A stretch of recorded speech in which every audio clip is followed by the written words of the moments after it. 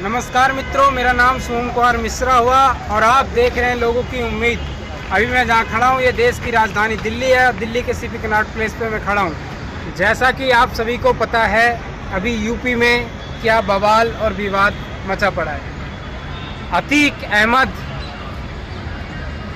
जिसका जन्म 10 अगस्त 1965 में प्रयागराज में हुआ था। ऐसा कहा जाता है उसकी तूती बोलती थी, एक ज़माने में उसकी तूती बोलती थी और समाजवादी पार्टी से वो 5 बार विधायक रहे और एक बार सांसद रहे।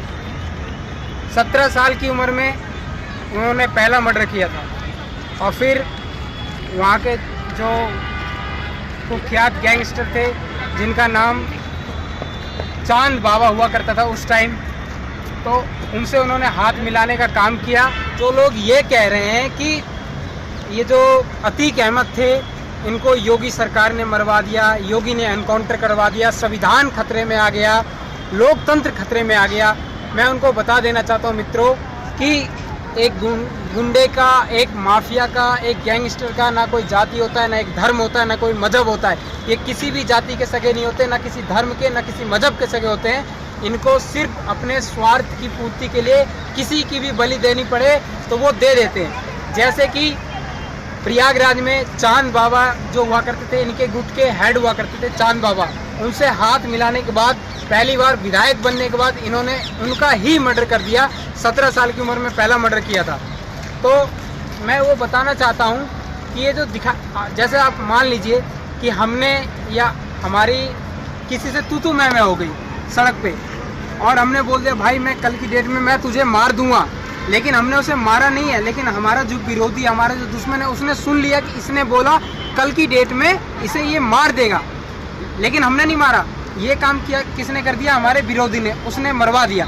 ठीक उसी तरह समाजवादी पार्टी का इसको संरक्षण प्राप्त था। समाजवादी पार्टी से 5 बार विधायक बना था, 1 बार सांसद बना था अतीक अहमद।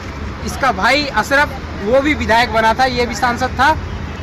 तो ठीक उसी तरह योगी जी जो सीएम है यूपी के, उन्होंने बोला था विधानसभा में, सदन में बोला था कि हमारी सरकार माफियाओं को मिट्टी में मिलाने का काम करेगी। ये बोला। और जहाँ तक मेरा मानना है कि अभी इलेक्शन सर पे है, काउंसलिंग का यूपी में भी है और हर राज्य में भी है। इलेक्शन को देखते हुए क्या पता समाजवादी पार्टी के जो पूर्व सीएम हैं अखिलेश यादव, क्या पता उन्होंने मरवा दिया हो। ये भी तो हो सकता है। अतीक अहमद को साबरमती जेल से जब उन्हें लाया गया मेडिकल के लिए, क्या पता वो जो 3 शूटर्स थे, लवनेश तिवारी और 2 के नाम मुझे स्मरण में नहीं है, ये आए थे। उनके पास 5 लाख की पिस्टल कहाँ से आई, कैसे आई, कौन व्यवस्था करवाया, नहीं करवाया, क्या पता ये इन्हीं के गुर्गे हों, इन्हीं के आदमी हों। तो कहने का मतलब इतना ही है कि हमने किसी को खुलेआम बोला, उसका फ़ायदा कोई और उठा गया, नाम आ गया आप पे। तो यहाँ पे वही है मित्रों, बात को समझने की कोशिश करिए। और गुंडे माफियाओं का तो खैर सफाया होना ही चाहिए। मैं न पक्ष में हूँ न विपक्ष में हूँ, निष्पक्ष रूप से जो बात है वो बोल रहा हूँ, जो जेन्युइन बात है, ग्राउंड की जो बात है वो बता रहा हूँ। बाकी आप क्या सोचते हैं कमेंट में अपनी राय ज़रूर रखिएगा। और ऐसे ऐसे लोगों का सफाया होना चाहिए कि नहीं होना चाहिए। जो लोग ये कहते हैं कि अतीक अहमद मुसलमान था तो योगी जी ने ख़त्म करवाने का काम किया, मैं आपको बता देना चाहता हूँ इससे पहले विकास दुबे था जिसने बहुत बेरहमी से पुलिस वालों को मारा था। मारा ही नहीं था, मारने के बाद कुल्हाड़ी से काटा था, तो उसकी गाड़ी पलटी करवा के उसको भी परलोक पहुँचाने का काम योगी बाबा ने किया था। तो किसी भी धर्म का हो, किसी भी जाति का हो, किसी भी समुदाय का हो, अगर वो गैंगस्टर है, वो समाज के लिए आपत्तिजनक इंसान है, खतरा है, तो उसकी मृत्यु इसी प्रकार से होनी चाहिए। बाकी कोई दुख मानने वाली बात नहीं है। अतीक अहमद मरा, कोई बात नहीं। अतीक अहमद ने क्या अपने कौम के लोगों को नहीं सताया? क्या मुसलमानों को नहीं सताया? खाली हिंदू को सताया? उसने सबके लिए वो आपत्तिजनक इंसान था। मित्रों, हमारे साथ अभी यहाँ पे एक युवा है, इनसे आइए जानने की कोशिश करते हैं कि ये इस एनकाउंटर को ये किस रूप में देख रहे हैं। क्या नाम हुआ सर आपका?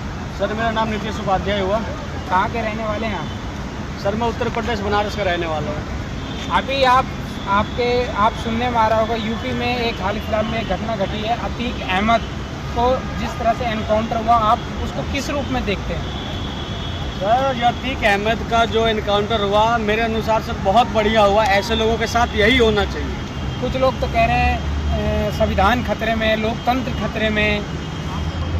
कहेंगे तो सर लोग कुछ भी कहेंगे, कल को बोलेंगे उनके माँ बाप खतरे में है, तो उसके सर लोगों के काम भी है उल्टा सीधा बोलना, उनकी बातों पर ध्यान ना दिया जाए। लेकिन जो इनकाउंटर हुआ सबसे बढ़िया डिसीजन था। ऐसे लोगों के साथ यही होना चाहिए। अच्छा, तो एनकाउंटर से क्या ये एक संवैधानिक न्याय है? आपकी किस रूप में देखते हैं? क्या एक संविधान के तौर पे ऐसे ही न्याय होता है? सर, ये देखा जाए तो एक तरीके से संवैधानिक न्याय तो नहीं कहेंगे, लेकिन ये जो हुआ है इसलिए मेरे नज़रों में अच्छा है। इससे जो अपने जो नए गैंगस्टर जो पनप रहे हैं, कई लोग सोच रहे हैं भाई हम भी गैंगस्टर बनेंगे, ये करेंगे, तो उनको एक चेतावनी है, ताकि कि मतलब कि उनको एक इसलिए चेतावनी मैं मानता हूँ इस चीज़ को, ताकि उनको पता है कि उनको पता लग जाए कि भाई आगे मैं इस रास्ते पर चलूँगा तो मेरा भी यही हाल होगा। तो ये चीज़ को सोच के वो पहले ही संभल जाए, ताकि उनको ये घटना झेलने को ना पड़े। ये थे नीतीश उपाध्याय। इनका कहना है कि जो हुआ ठीक हुआ, जैसा जो करेगा वैसा भरेगा, इसी जन्म में यहीं पे भरेगा। वो जिस टाइप का आदमी था, जिस टाइप की भाषा समझता था, उसको ठीक उसी भाषा में, उसी लहजे में समझाया गया, और इससे समाज में एक मैसेज भी दिया गया कि तुम अगर बुरा करोगे तो आगे जाके तुम्हें बुराई का सामना बुराई से ही मिलेगा। सोचते हैं ऐसे कुख्यात गैंगस्टर अतीक अहमद के बारे में, अशरफ के बारे में? हमारे कमेंट के माध्यम से अपनी राय जरूर दें। समाज में जिस तरह के समस्याएं उत्पन्न हो रही है उस पर आपकी क्या विचारधारा है, इस पर अपनी पुष्टि जरूर करें। जय हिंद।